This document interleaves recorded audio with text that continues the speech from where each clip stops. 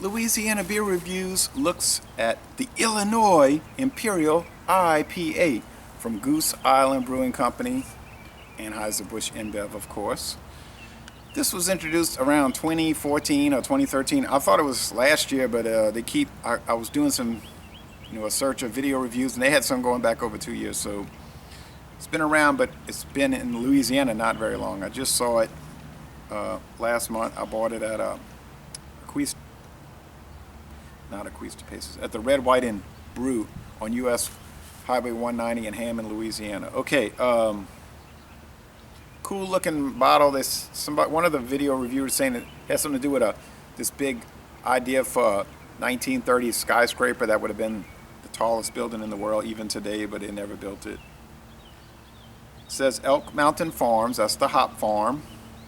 I believe that's an Anheuser-Busch InBev hop farm. 80 IBUs, 8.4% alcohol, so good alcohol level and a good IBU level. I've been complaining about IPAs, because they oftentimes, and especially with the session IPAs, they have like a thin body and they don't have enough alcohol. They just lack heft. They lack heft. They don't have anything going for them to me. Calypso, Galaxy, Cascade, and Chinook hops. Now on the website it says Chinook, Cascade, Citra, and Meridian hops. It was a weird thing about the website because it was saying we introduced this 9% 90 IBU beer, and then right below it it says 8.4 and 80. So did they adjust the ABV and they carelessly forgot to change or update their website? I had that problem before with Anheuser-Busch InBev, where they said Bud Ice introduced in 1984, and I wrote them an email that said no, it was introduced in 94, and they said, oh, and they wrote me back later, oh yeah, that's right, we'll fix it, which they did. Big hop flavors and complex citrus aroma built on a strong malt foundation. Well, let's hope so, because that's a big problem with a lot of the recent 5 or 6 year IPAs there, and I'll say they're insipid because they don't have any malt backbone. This is a weird bottle. It's like it's got this weird seam going through it where it wasn't maybe formed so well. It's weird, strange. Bottled on January 13th, 2016. So we're almost on 3 months. You probably want it fresher, but you get what you get and you drink what you can drink. 2-row barley malt and special pale barley malt, C20, C60, and Cara red barley malts, all of them. Gets a very good score on Beer Advocate. 96 out of 100 on Rate Beer, 85 out of 100 for the style. They might have been 4, maybe 5 video reviews for this, and they were positive, but they gave it more like a B+ rating. B+.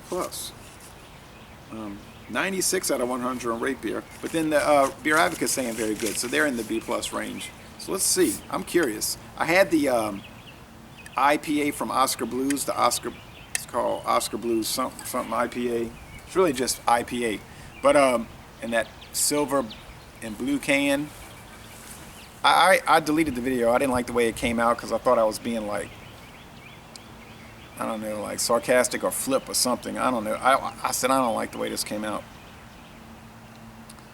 But I did do a written review, so you can read the written review for that. I wasn't really super pleased with that IPA from Oscar Blues. I gave it an A-. And then when I read the written reviews, they were very similar in what they said with what I said. And almost seemed like all the ones I read from the last month were almost right in the range where I was as far as the written score.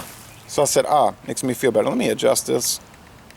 I think it's a little too high up. So I thought, yeah, you got it right. Let's check this one out. I haven't read any written reviews. I did watch the video reviews. It's about 80 degrees out here. It's kind of cloudy. It's windy. The humidity's starting to rise. I'm wearing this long sleeve, which makes no sense.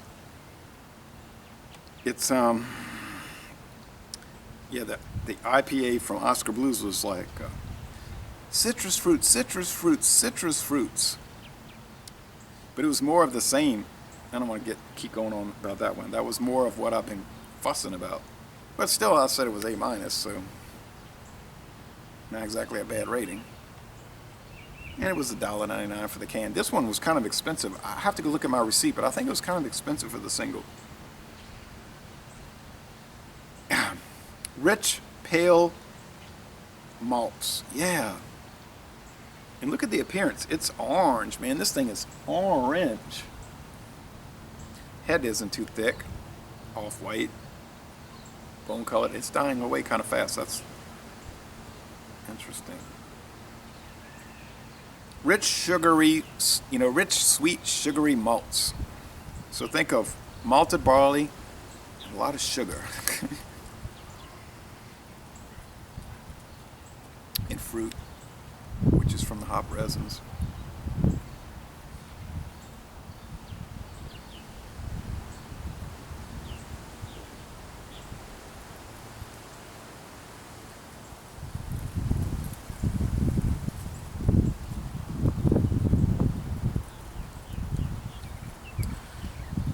I like this because it has a really strong, pronounced bitterness right up front.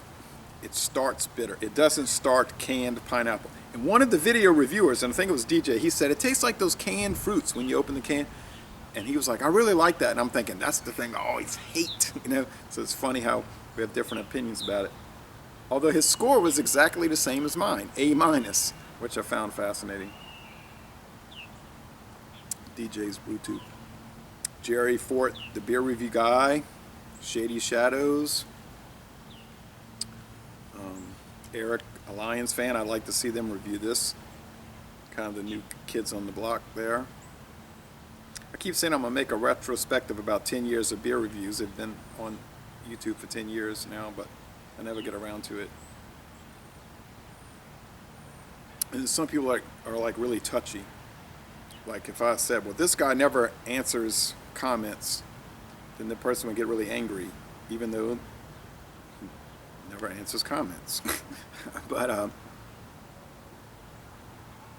there's some video reviewers I watch. I don't leave comments anymore because for years I left comments, never got a response. I was like, why am I leaving comments? Person obviously doesn't care what I say, and maybe doesn't care what anyone says. I always answer comments, but enough rant and raving. Wow, this thing is bitter, and it lives up to the 80. I like when an IPA lives up to the IBU. It's 80, and it tastes like 80. If you don't like bitter beers, you're going to hate it. If you like bitter, kind of harsh, bold, strong, Paul Fist in your face beers, this is one you're going to like. And I'm very impressed. It's got a medium to high medium body.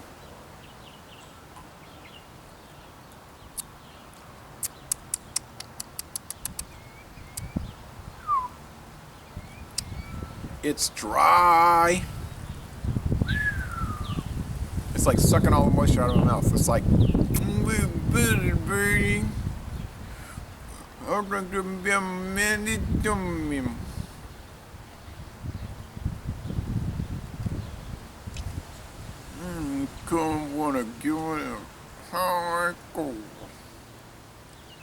really feels like what it's doing. It's pretty awesome. I don't know why they say B+. Oh, yeah, one of the complaints was like, it's really malty. That's how they described it. To me, that sounds like a personal preference issue more than, say, a quality issue. Now, you could come back and say, well, that could be the canned fruit thing. You saying it's a quality problem when it's just personal preference issue. I can't argue there. But I haven't read any descriptions on a brewer's website where they say it tastes like canned pineapple, or for like the kind of lower end IPAs that we've been fussing about. I haven't read any site that said it tastes like canned private label pineapple. I've never read that.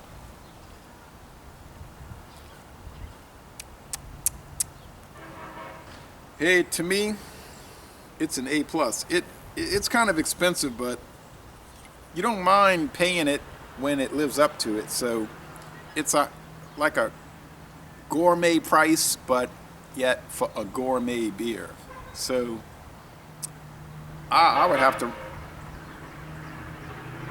That's a train. I would have to recommend this with the highest enthusiasm.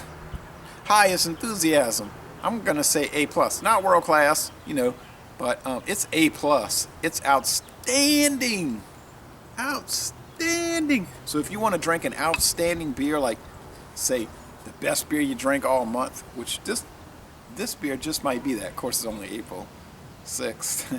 All right, at the time of this recording. And I'm going to end this, so laissez les bon temps roulés, and I'm going to end this review by saying, y'all come on down to New Orleans.